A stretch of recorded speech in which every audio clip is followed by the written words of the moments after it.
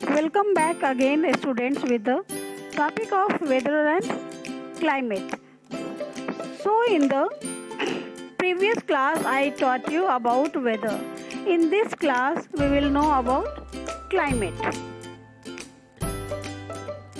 So, about climate, first we know about what is climate. The weather condition that prevail over a large area and for a long period of time is called climate, which means in Hindi अर्थात हिंदी में इसका अर्थ है किसी बड़े क्षेत्र पर और लंबे समय तक रहने वाली मौसम की स्थिति को जलवायु कहा जाता है। अर्थात जलवायु वह स्थिति है, मौसम की वह स्थिति है जो लंबे समय तक काफी दिनों तक किसी बड़े क्षेत्र पर बनी रहती है। Now we will know more about climate.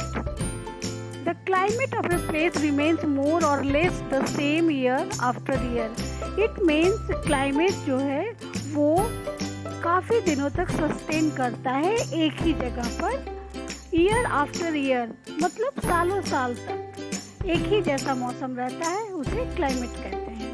Different parts of the world have different types of climates. इसका अर्थ ये हुआ कि जो पूरी दुनिया के अलग अलग भाग हैं, अलग अलग देश हैं, अलग अलग स्थान हैं, उन स्थानों पर अलग अलग तरह के मौसम होते हैं और वो मौसम काफ़ी दिनों तक टिकते हैं और वही उनका क्लाइमेट होता है। अर्थात दुनिया के अलग अलग भागों में अलग अलग तरह के क्लाइमेट्स होते हैं। The world can be divided into 7 major climatic region. तो पूरी दुनिया को 7 तरह के अलग अलग क्लाइमेटिक रीजन्स में बांटा गया है। First, very hot and wet, अर्थात बहुत ही गर्म और नमी होती है, गीला होता है। और हॉट एंड वेट मतलब गर्म होता है और गीलापन होता है। वेरी हॉट एंड ड्राई, अर्थात बहुत ही ज़्यादा गर्मी होती है और सूखा पड़ता है, सूखा मौसम रहता है।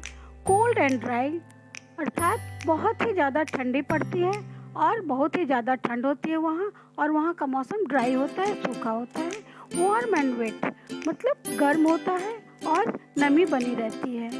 वेरी कोल्ड, इट मीन्स बहुत ही ज़्यादा ठंड पड़ती है। मेडिटेरेनियन, यहाँ मिला जुला मौसम होता है। Distance from the equator, distance from the sea level, directions of winds, humidity and rainfall also influence the climate of a place. It means बहुत सारी चीज़ें होती हैं जो किसी भी जगह के क्लाइमेट को इन्फ्लुएंस करती है, प्रभावित करती है। वो क्या क्या चीज़ें होती है? डिस्टेंस फ्रॉम द इक्वेटर मतलब इक्वेटर से दूरी, distance from the sea level से दूरी, और डायरेक्शंस ऑफ विंड मतलब हवा किधर से आ रही है, किस तरफ से आ रही है। और ह्यूमिडिटी एंड रेनफॉल मतलब नमी कितनी रहती है और कितनी बारिश होती है। ये सभी चीज़ें इन्फ्लुएंस करती हैं किसी भी जगह के क्लाइमेट को। Now we will know about the division of heat zones. The earth is divided into 3 heat zones: torrid zone, temperate zone and frigid zone. These are the major zones. Now we will know about torrid zone. Torrid zone, in torrid zone the climate is hot and humid throughout the year. अर्थात पूरे साल यहाँ गर्मी पड़ती है और यहाँ नमी भी बनी रहती है। Now we will know about temperate zone. Temperate zone is neither very hot nor very cold. अर्थात यहाँ का जो मौसम होता है वो बहुत गर्मी भी नहीं होती है और बहुत ठंड भी नहीं पड़ती। Here as these zones are away from the equator, क्योंकि ये इक्वेटर से थोड़ी दूरी पे होते हैं, and also from the poles, और जो नॉर्थ पोल साउथ पोल्स हैं इनसे भी काफ़ी दूरी पे ये होते हैं। Now we will know about frigid zone.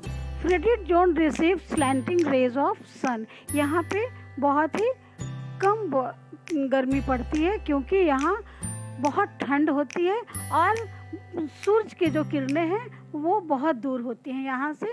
So it remains very cold, यहाँ बहुत ठंड होती है थ्रू आउट द ईयर, पूरे साल।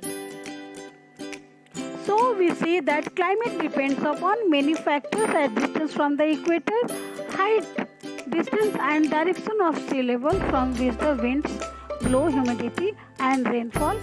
अर्थात हम लोग देखते हैं कि यहाँ बहुत सारी फैक्टर्स हैं, बहुत सारे कारक हैं, बहुत सारे कारण हैं जो कि क्लाइमेट को तय करते हैं कि कितनी दूरी है उनकी इक्वेटर से, कितनी हाइट पे वो जगह है, कितनी दूरी और डायरेक्शन है, कैसा विंड का और सी लेवल क्या है वहाँ से, जो जहाँ से हवा बह रही हो, और ह्यूमिडिटी कितनी है, वहाँ नमी कितनी है और वहाँ बारिश कितनी होती है।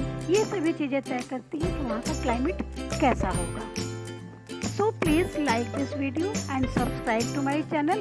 If you feel my video is good, then please like this and subscribe.